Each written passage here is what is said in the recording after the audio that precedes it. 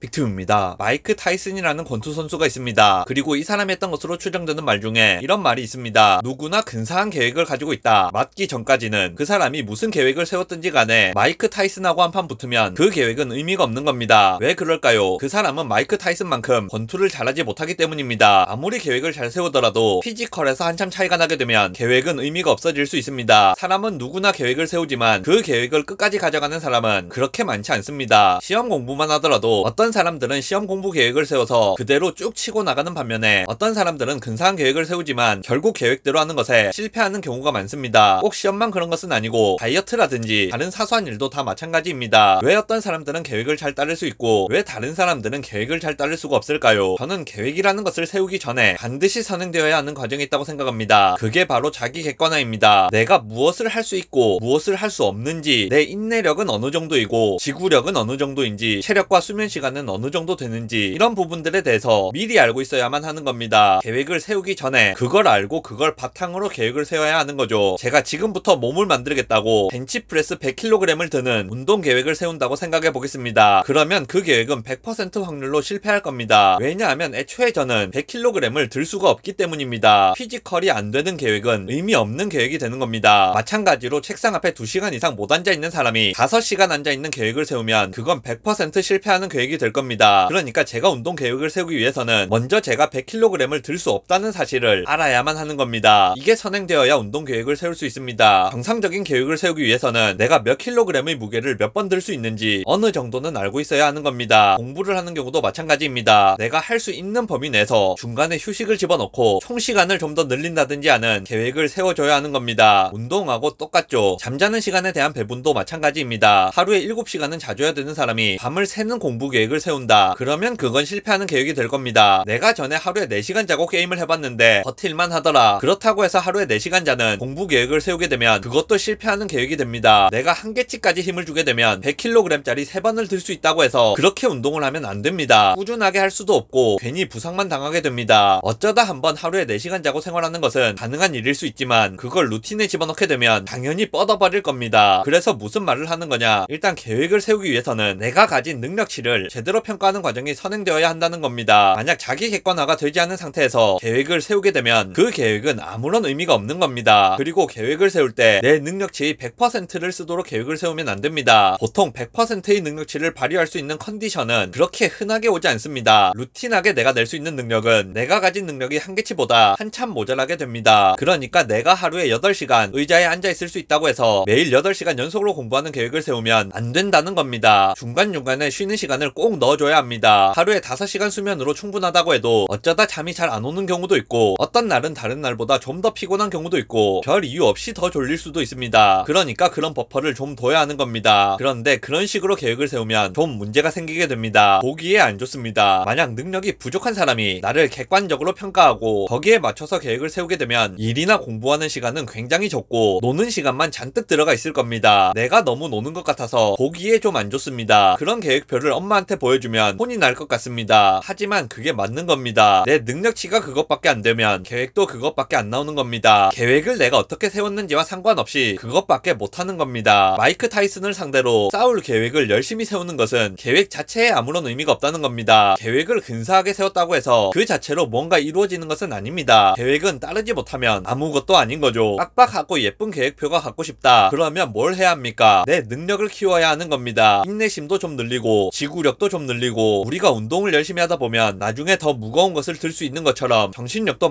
마찬가지입니다. 내가 3대 500을 치는 운동 계획을 세우고 싶다. 그러면 어떻게 해야 합니까? 계획표에 3대 500이라고 쓴다고 해서 갑자기 내가 3대 500 치는 사람이 되는 것이 아닙니다. 내가 운동을 하고 훈련을 하고 몸을 만들어서 3대 500을 칠 수 있게 해놓아야 3대 500 치는 운동 계획표를 가질 수 있는 겁니다. 그러니까 계획을 세울 때는 이런 순서로 세우는 것이 좋습니다. 계획을 세우기 전에 내가 무엇을 할 수 있는지 객관적으로 평가를 해보고 내가 할 수 있는 한계 범위를 파악한 다음 버퍼를 집어넣어서 그 한계 범위보다 더 안정적인 계획을 세워야 하는 겁니다. 그렇게 완성된 계획은 허접해 보일지 몰라도 일단 내가 달성할 수 있는 계획이 됩니다. 복잡하고 힘든 계획은 그걸 달성할 수 있도록 나 자신의 능력치를 키운 다음에야 비로소 의미가 있게 되는 겁니다. 영상 요약하겠습니다. 계획을 세우기 전에 내가 무엇을 할 수 있고 무엇을 할 수 없는지를 파악하는 자기 객관화 과정이 꼭 필요합니다. 좀 더 그럴듯한 계획을 세우고 싶다면 계획만 그럴듯하게 세워서는 안 되고 그 계획을 따를 수 있는 있는 날을 먼저 만들어야만 한다고 생각합니다.